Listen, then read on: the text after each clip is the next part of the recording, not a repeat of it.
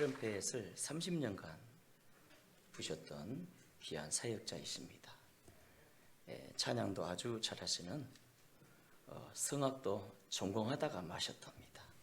여러분 늘 목사님 위해서 기도해 주시기 바랍니다. 우리 앞뒤 한번 좌우 인사합니다. 사랑합니다. 축복합니다. 성가대 오늘은 찬송을 하니까 더 풍성한 것 같아요. 축복하고 사랑합니다. 우리 김혜경 집사님이 피아노 반주를 또 하실 줄 안다고 들었습니다. 와, 고맙습니다. 축복하고 사랑합니다. 예. 오늘 말씀 제목인데요. 한번 이렇게 따라해 주시겠어요? 합력하여 선을 이루시는 하나님. 네. 여러분, 하나님이 어떤 분이실까요?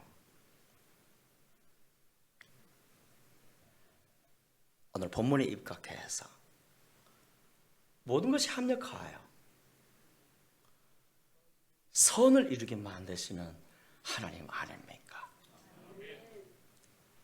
그러나 여기에는 세 가지 전제가 있으니 그 첫째는 하나님을 사랑하는 자여야 합니다. 하나님을 사랑하는 자. 본문에 말씀하지 않았습니까? 하나님을 사랑하는 자, 곧 그 뜻대로 부르심을 입은 자들에게는 모든 것이 합력하여 선을 이루느니라. 그렇다면 누가 하나님을 사랑할 수 있습니까? 은혜 받은 자가 하나님을 사랑할 수 있습니다. 성령으로 거듭난 자가 하나님을 사랑할 수 있습니다. 또한 두 번째 전제는요, 부르심을 받은 자여야 합니다. 본문에서 말씀하지 않았습니까? 곧 그 뜻대로 부르심을 입은 자들에게는 모든 것이 합력하여 선을 이루느니라. 저와 여러분은 자격 없지만 하나님께 부름받지 않았습니까?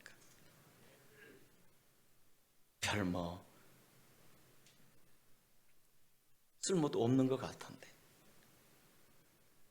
의롭지도 않은 것 같은데 하나님이 불러주셨어요. 이유가 뭘까요? 우리를 쓰시기 위함 아닙니까? 우리를 통해 영광 받기 위함이었습니다. 그리고 세 번째 전제는 그의 뜻대로입니다. 한번 따라합시다. 그의 뜻대로. 오늘 본문에서 말씀했죠. 곧 그의 뜻대로 부르심을 입은 자들에게는 모든 것이 합력하여 선을 이룬다고. 여러분, 우리 생애가 그분 뜻대로 되는 줄 믿습니까? 그렇다면 모든 것이 합력하여 선을 이룰 것입니다. 사실 우리 믿는 사람들에게는 우연이란 없지 않습니까? 다 그분 뜻 안에 있어요. 그분의 계획 안에 있습니다. 교통사고 나셨다가 어제 퇴원하여 오늘 함께 예배하는 우리 강복희 권사님 이런 말씀하셔요. 목사님, 이거 하나님 뜻입니다. 제가 사고 나고 깨닫지 않았습니까?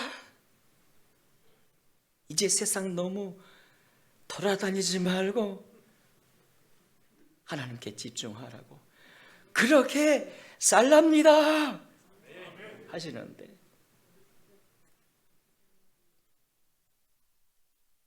우리가 다 그분 뜻 안에 있습니다. 계획 안에 있습니다. 작은 사건 하나에서도 우연이라는 없다는 겁니다. 때때로 우리가 악한 자 때문에 괴롭힘 당할 때가 있지요. 공경에 처할 때도 있지 않습니까? 그런데 잠언 16장 4절에서 일깨워 줍니다. 여호와께서 온갖 것을 그 쓰임에 적당하게 지으셨나니 악인도 악한 날에 적당하게 하셨느니라. 악인도 악한 날에 적당하게 하셨느니라. 와, 악인도 그분 뜻 안에 있습니다. 계획 안에 있답니다. 우리 삶을 계획적으로 섭리하시는 하나님. 여러분, 바울이 빌립보에서 복음을 전하다가 한 저만한 여종을 만나지 않았습니까? 사도행전 16장 16절입니다. 우리가 기도하는 곳에 가다가 점치는 귀신 들린 여종 하나를 만나니 점으로 그 주인들에게 큰 이익을 주는 자라.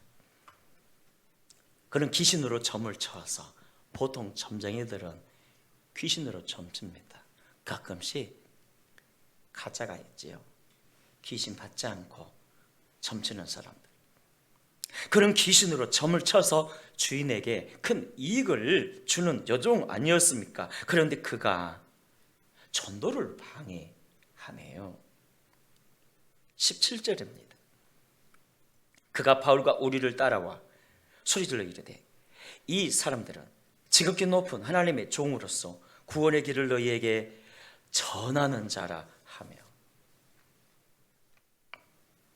그런데 이 귀신 들린 여종이 바울과 실라를 보고 소리를 칩니다. 당신들은 지극히 높은 하나님의 종들이라. 별 싫은 말은 아니지만 계속 소리를 칩니다. 전도에 방해되는 만큼. 18절입니다. 이같이 여러 날을 하는지라 바울이 심히 괴로워하여 돌이켜 그 귀신에게 이르되 예수 그리스도의 이름으로 내가 내게 명하노니 그에게서 나오라 하니 귀신이 즉시 나오니라. 귀신이 여러 날 소리를 치자 괴로웠고요. 전도를 방해했거든요. 좋은 말 같지만 전도를 방해했거든요. 또 하나 그들이 괴로웠던 건 바울과 실라가 맘만 먹으면 얼마든지 귀신 쫓을 수 있지만 쫓고 나서 이 주인들이 복음 전파를 방해할까 봐, 해코지할까 봐 괴로웠던 것입니다. 그러나 계속 방해를 하니 결단하지 않았습니까? 그래서 이렇게 명령합니다. 예수 그리스도 이름으로 내가 내게 명하노니 그에게서 나오라. 명하니 즉시 귀신이 그에게서 나갔습니다. 22절입니다. 무리가 일제히 일어나 고발하니 상관들이 옷을 찢어 벗기고 매로 치라 하여 많이 친 후에 옥에 가두고 간수에게 명하여 든든히 지키라 하니 그가 이러한 명령을 받아 그들을 깊은 옥에 가두고 그 발을 차고에 든든히 채웠더니 무슨 내용입니까? 저 많은 주인이 고발했어요. 자기 이익의 소망이 끊어진 줄 알고 바울과 실라를 고발했어요. 아마도 치안 담당자들에게 돈을 많이 준 것 같습니다. 왜냐하면 그 귀신 하나 쫓아냈다고 그게 무슨 죄가 되길래 바울과 실라를 만신창이가 되도록 두들겨 패고, 그것도 부족해서 감옥 안에 가두고 문 잠가지지 않았습니까? 그런데 그것도 부족해서 그들을 차고에 채웠어요. 쇠사슬로 결박시켰어요. 수갑을 채운 겁니다.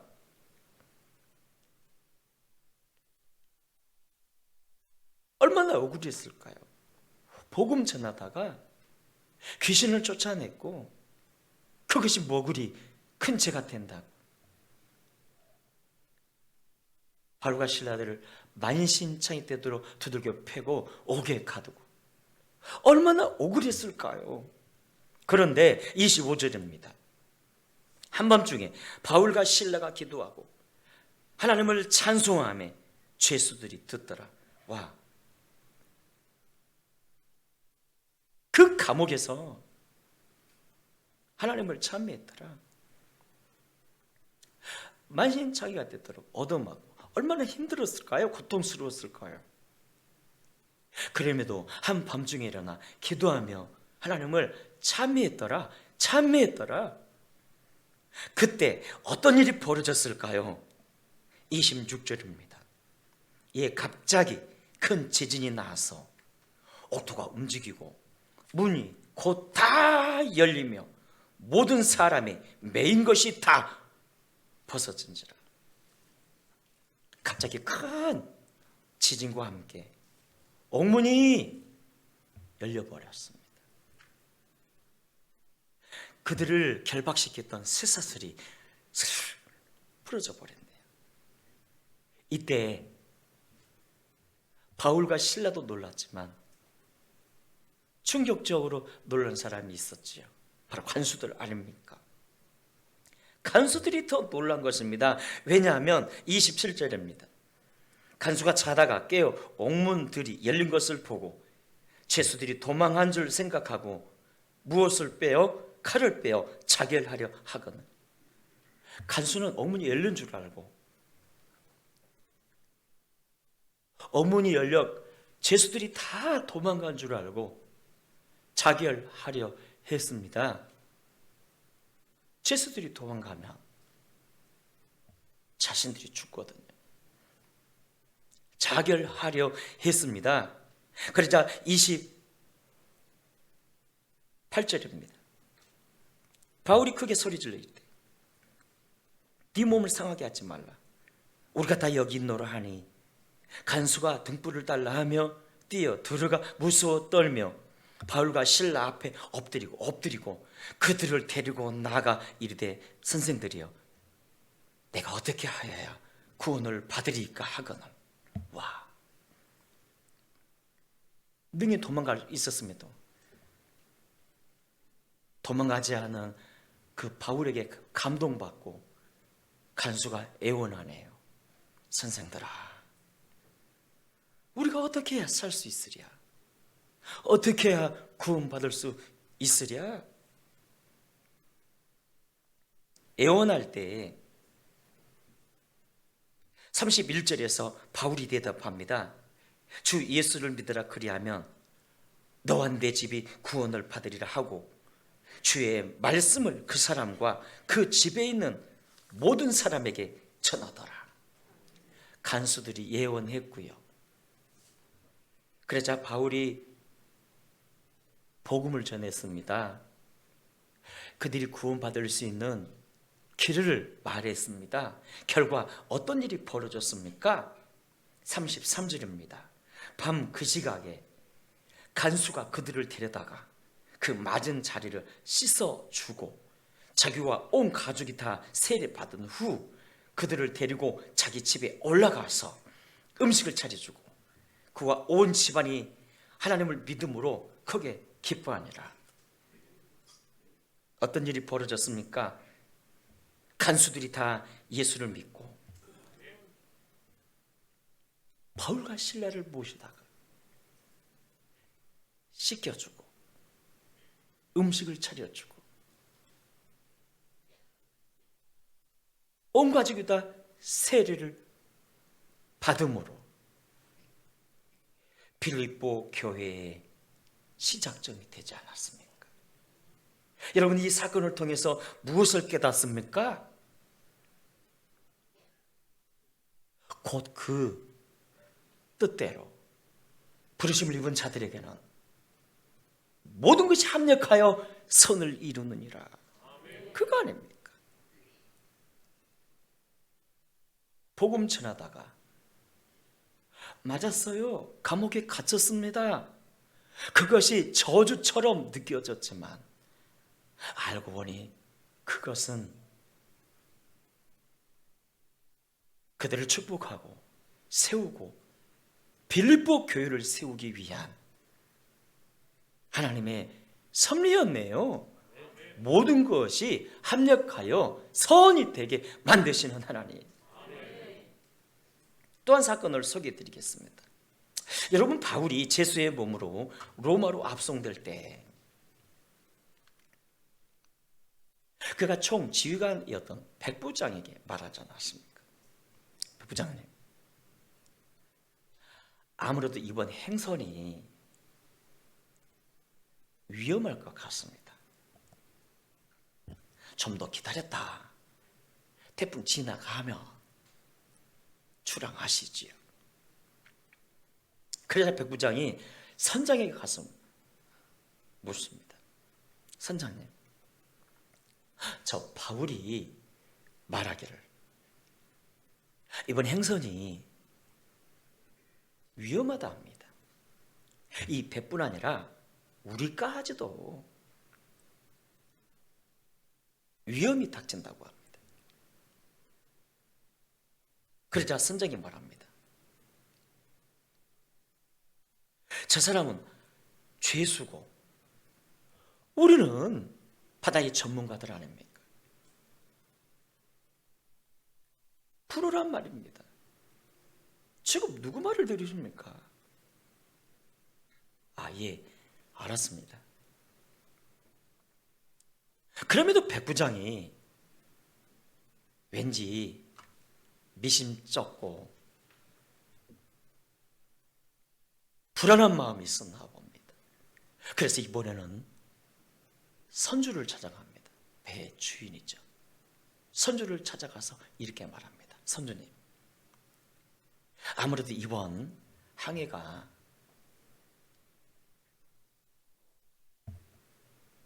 위험하다고 합니다. 태풍이 불 것 같다고 합니다. 그러니 지금 출항하지 마시고 좀 기다렸다 태풍 지나가면 출항하시는 게 어떻겠습니까? 아니, 누가 그럽니까? 태풍이 올 것 같다고. 저 바울이가 그럽니다. 이 보세요, 백부장님, 지금 누구 말을 들으시는 겁니까? 항해를 앞두고 이렇게 재수없는 소리를 하시면 어떡합니까? 우리는 바다의 전문가들입니다. 프로란 말이에요. 이렇게 좋은 날 출항하지 않으면 어느 때 출발한단 말입니까? 아, 네, 알겠습니다. 출발하시죠. 그래서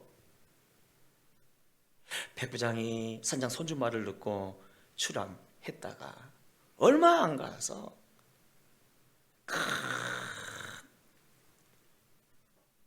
태풍을 만났습니다. 보통 태풍이 아닙니다. 유라 굴라 광풍이라고 몇 년에 한 번씩 오는 엄청난 태풍을 만났습니다. 보통 일반적 태풍은 하루 이틀이면 끝나거든요. 그런데 이 광풍은 7일 동안 모진 비바람과 집채 같은 파도로 배를 두들겨 펴는데 7일 동안 태양을 보지 못했습니다. 배가 곧 깨질 지경입니다. 그래서 일단 사람이라도 살아야 하니까 배 안에 있는 물건들을 다 바다로 던집니다. 심지어는 기구들까지, 심지어는 양식들까지 다 바다로 던져버립니다. 선장과 선주가 망하게 되었습니다. 백부장도 바울 말 들었으면 좋았을 것을 선장, 선주 말 들었다가 죽게 생겼습니다. 전 재산 다 잃고 이제 생명도 잃을 것 같은데, 이때 바울이가 말합니다. 여러분 부형들이요, 내 말 좀 들으시오. 어젯밤 하나님이 내게 말씀하시기를 여러분은 단 한 사람도 죽지 않고 이 태풍에서 산다고 합니다. 구원받는다고 합니다. 그러니 안심하세요. 걱정하지 마세요. 결국 거기서 몇 사람이 살았지요? 276명이 살았습니다. 사도행전 27장 37절입니다. 배에 있는 우리의 수는 전부 276명이었더라. 그러니까 바울이 말했던 것처럼 그 276명이 다 산 거예요. 바울이 말 안 들었던 것입니다. 여러분, 그렇다면 그 살아난 276명이 로마에 도착하자마자 뭐 있을까요?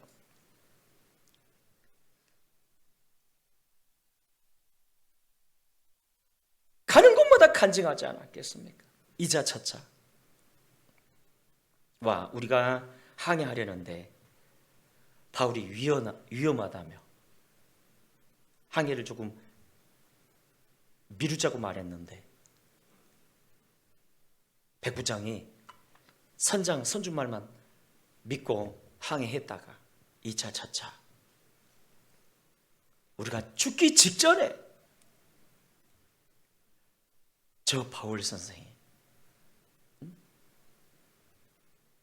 하나님 말씀이라고 우리에게 전해주셨는데 우리 중에 단 한 사람도 죽지 않는다고 안심하라고 말한 것처럼 보라고 우리 모두가 살지 않았냐면서, 우리 모두가 구원을 입지 않았냐면서 저 바울 선생은 진짜 살아계신 하나님의 종이 맞다고 여러분은 그의 말을 들으라면서, 그의 말을 들어야 한다면서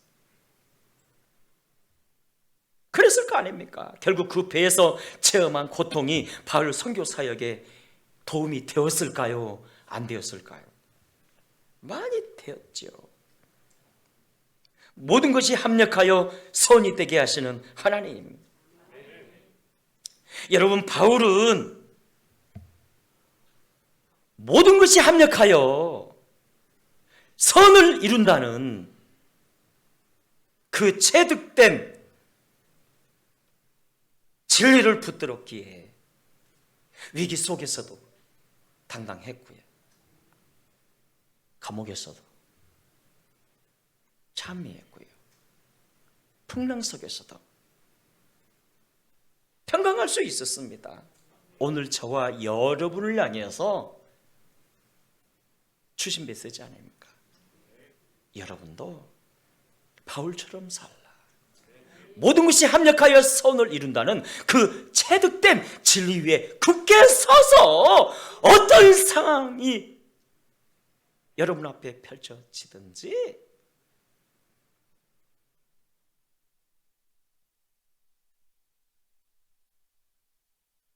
흔들리지 말고 당당히 살라.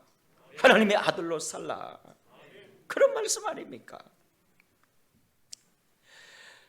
바울이 로마 감옥에 있을 때 이런 편지를 썼습니다. 빌립보서 1장 12절에 형제들아, 내가 당한 일이 도리어 복음 전파에 진전이 된 줄을 너희가 알기를 원하노라. 자, 내가 당한 일이, 바울이 로마에서 어떤 일을 당했죠? 감옥에 갇히지 않았습니까? 그런데 그것이 복음 전파에 진전이 되었다는 것입니다. 복음 전파의 진전이. 왜 그랬을까요? 바울이 갇힌 감옥이 대부분 정치범들 아니었습니까? 대개가 권력이 있을 땐 하나님 없이도 살 수 있을 것 같지만, 그러나 감옥에 갇히면 막막하잖아요. 그때 하나님 만날 기회입니다.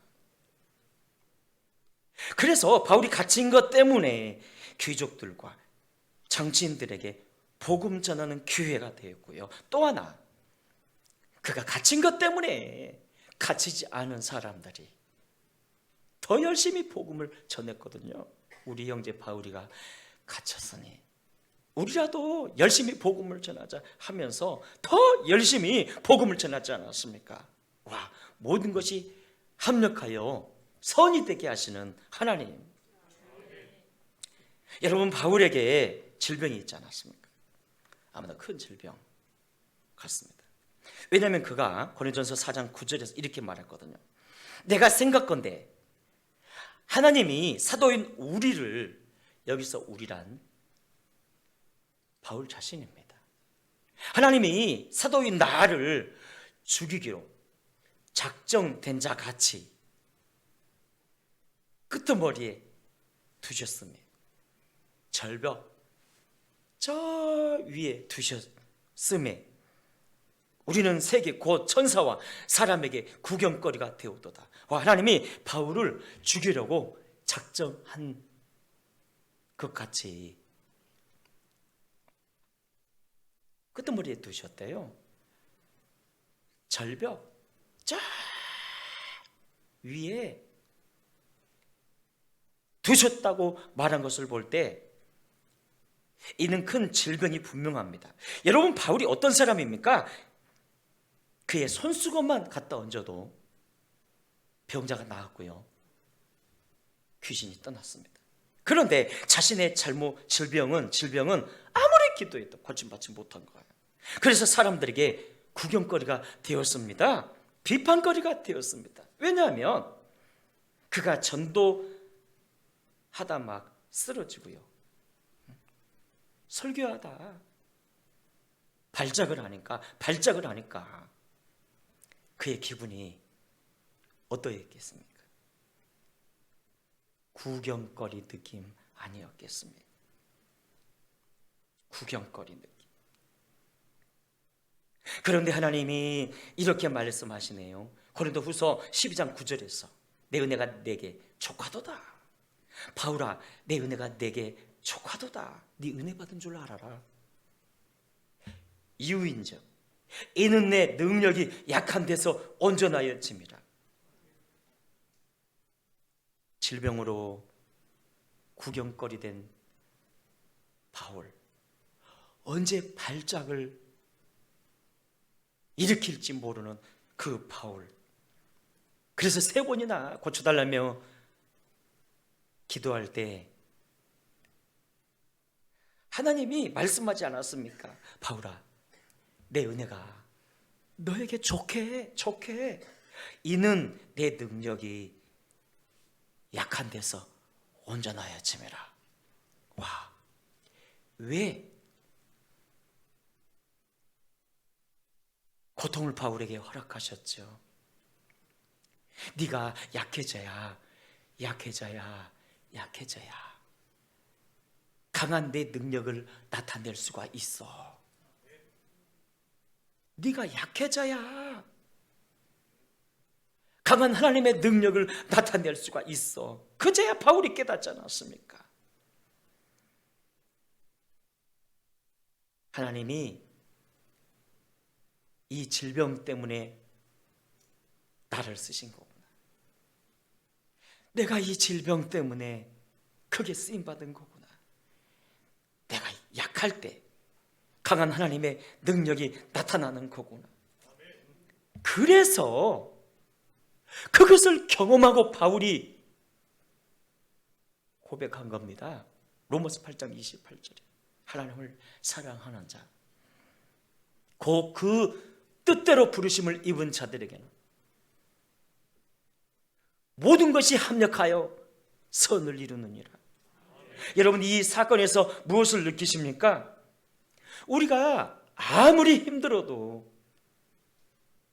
변함없이 하나님은 나를 사랑하신다는 것과 우리 삶을 이끌고 계세요. 계획을 가지고 이끌고 계세요. 찬양도 있지 않습니까? 지금까지 지내온 거 주의 크신 은혜라. 한이 없는 주의 사랑 어찌 이루 말하랴. 자나깨나 주의 손이 항상 살펴주시고, 자나깨나 주의 손이 항상 살펴주시고, 모든 일을 주 안에서 형통하게 하시네. 여러분, 바울이 빌립보 4장 11절에서 말하지 않았습니까? 내가 궁핍함으로 말하는 것이 아니라 어떠한 형편에서든지 나는 자족하기를 배웠노니, 바울은 자신이 어떠한 형편에 처하든지 자족함을 배웠다고 말합니다. 자족함을. 비천에 처할 줄도 알고, 자신은 비천에 처할 줄도 알고, 풍부에 처할 줄도 아는 일체의 비결을 배웠다고 말합니다. 빌립보 4장 12절에 나는 비천에 처할 줄도 알고 풍부에 처할 줄도 알아.